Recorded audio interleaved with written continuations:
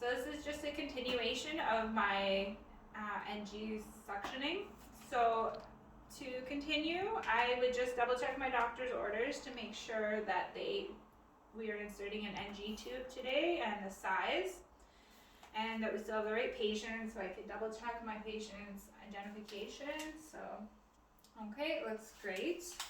I'm just going to check in with my patient, see how he's doing. I could go ahead and explain to my patient the reasons he's getting NG tube today. So maybe he's having problems getting enough nutritional requirements, so that way we can provide it to him a lot easier.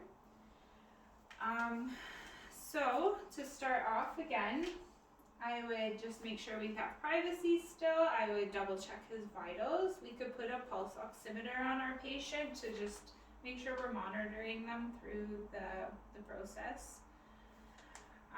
So to start, I have all my gear out already for myself, so hand hygiene, and I would put on some fresh gloves again, so right hand.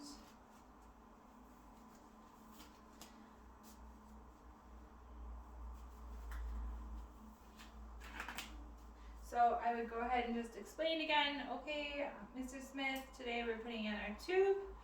So first thing I'm going to want to do is I'm just going to grab our tube here and I'm just going to measure it. So we're going to go from the tip of the nose back to the ear and then down to the xiphoid process. We're just going to want to maintain sterility on our tube here as much as possible. I already have some lube put out for this. And when we do measure it, we're going to want to make sure we're either holding on to the spot or we're marking it with a pen so that we know exactly how far we're needing to go in with our tube. So then I'm going to go ahead and just explain to him that we're going to have a glass of water that he needs to sip on while I'm inserting it into his nose, just to get that swallowing action to make sure we're getting it down into the esophagus. So I would go ahead. I would probably have a buddy nurse with me that would help me with the sipping of the water so that I wouldn't have to deal with it with my sterile hands. So I would make sure he has that and he understands everything. Then I would lube up the NG tube at 6 to 8 centimeters.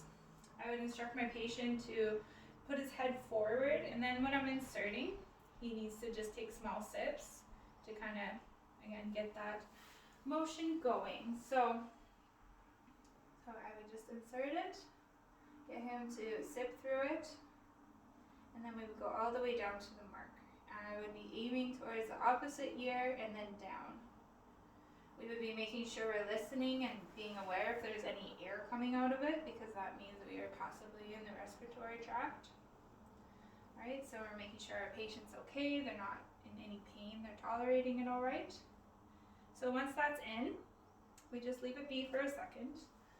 And I'm going to grab my syringe here, and I'm going to attach it, and we're going to take just a small amount of stomach contents to check the pH. Now I'll be explaining this to my patient throughout it, just so they understand. So I would have my pH, and then I have my pH strips. I would want it to be between 1 and 4 to make sure it's acidic and that we made our way into the stomach. So if we know that, we're happy, then we can go ahead and use either a stat lock or tape to secure it to our patient. So if we're using tape, we can cut it down halfway, put it on top of their nose and wrap it around the tube, and then we can wrap it onto the cheek and then attach it to their gown as well. That way we're ensuring it's not getting tugged out or misplaced in the esophagus and the stomach. So after that, and we're happy how that looks, then we can just start cleaning up, and that's it.